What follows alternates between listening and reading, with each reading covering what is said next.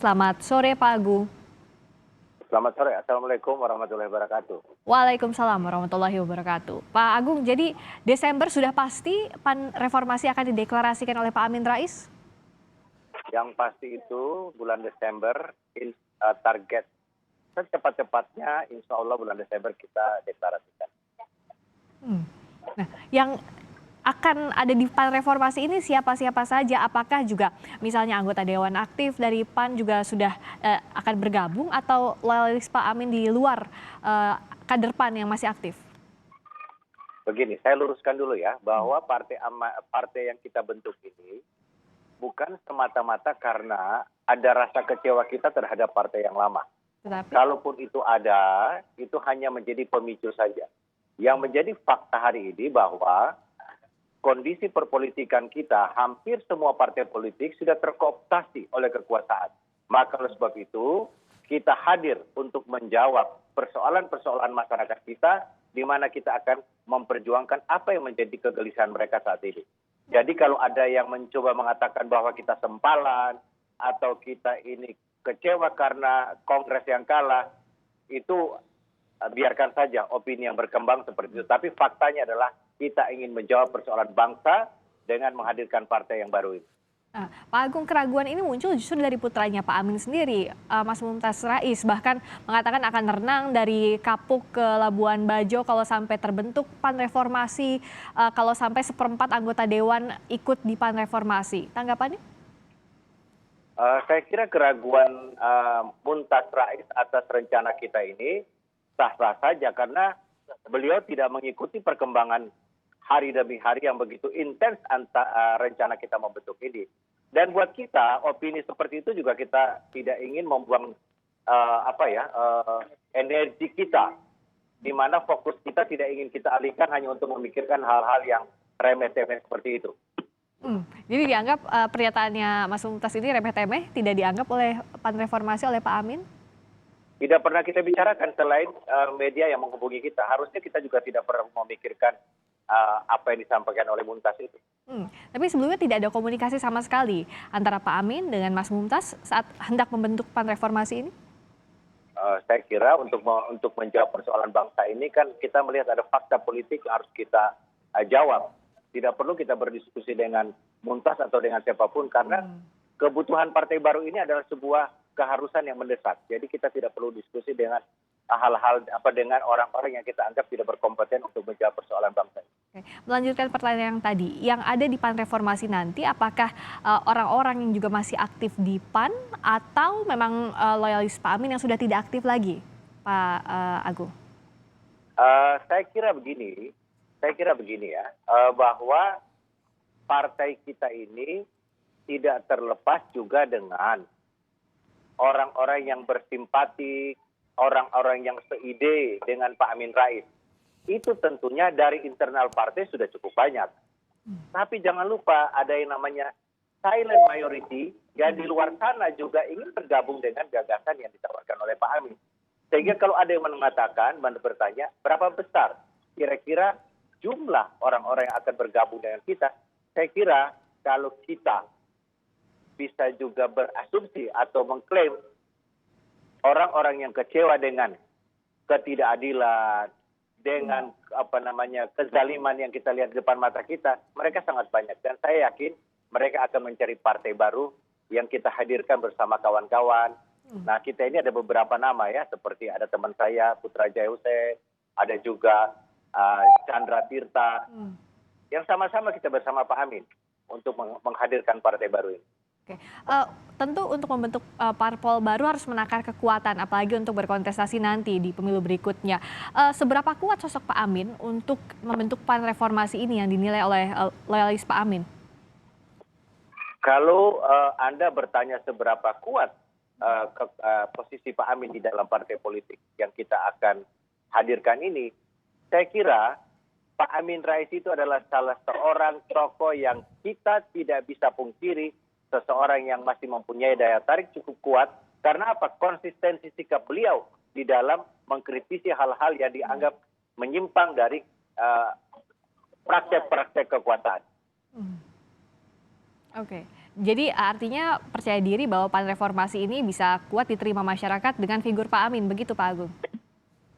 Dengan figur Pak Amin, dengan gagasan yang kita tawarkan, kemudian dengan orang-orang yang kita anggap seide dengan kita, insya Allah akan bergabung. Cuma memang kami belum mau menyebutkan nama mereka karena kita khawatir akan digarap oleh Jadi masih oleh dirahasiakan orang-orang. sampai deklarasi nanti, sampai Desember nanti Pak Agung? Insya Allah sebelum Desember sudah ada bocoran dikit-dikit lah. Ah iya, bocoran dikit-dikit tentu ini yang dinantikan. Tapi bicara soal namanya kan tidak terlepas ada nama PAN juga di situ, di PAN Reformasi ini, wajah barunya PAN, birunya biru yang baru kalau kata Pak Agung.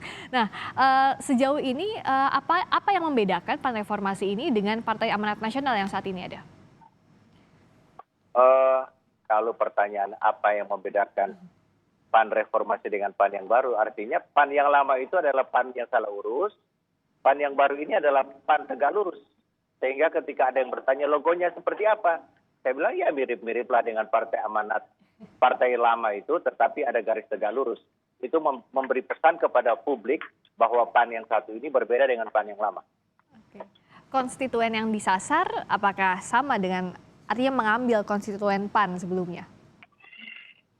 Kalau Anda bertanya konstituen mana yang kita akan sasar, semua konstituen yang masih mempunyai hati nurani, akal sehat, saya yakin akan bergabung dengan apa yang kita tawarkan pada masyarakat hari ini di bawah di bawah tim yang cukup kuat yang saya sebutkan tadi, ada Pak Amin, ada banyak sekali yang muda-muda. Ya, kira-kira itu. Oke, jadi tokoh-tokoh muda juga sudah ada yang bergabung di sini? Nanti bocor, digarap lagi. Bocornya tipis-tipis aja, kalau nggak sebut nama, tapi setidaknya ada tokoh-tokoh muda atau tidak di sini? Tokoh muda itu kalau saya bilang sih mereka kurang lebih bisa mencapai 60% ya.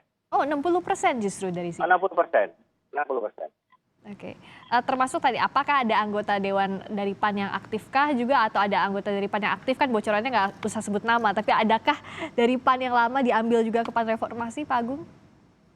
Tadi pertanyaan ini menarik. Apakah ada dari partai lama, anggota DPR ataupun DPR RI yang akan bergabung dengan kita? Ya. Sampai hari ini kami tidak pernah melakukan komunikasi apapun dengan mereka, tapi Hakul yakin hati mereka saatnya akan bergabung dengan kita.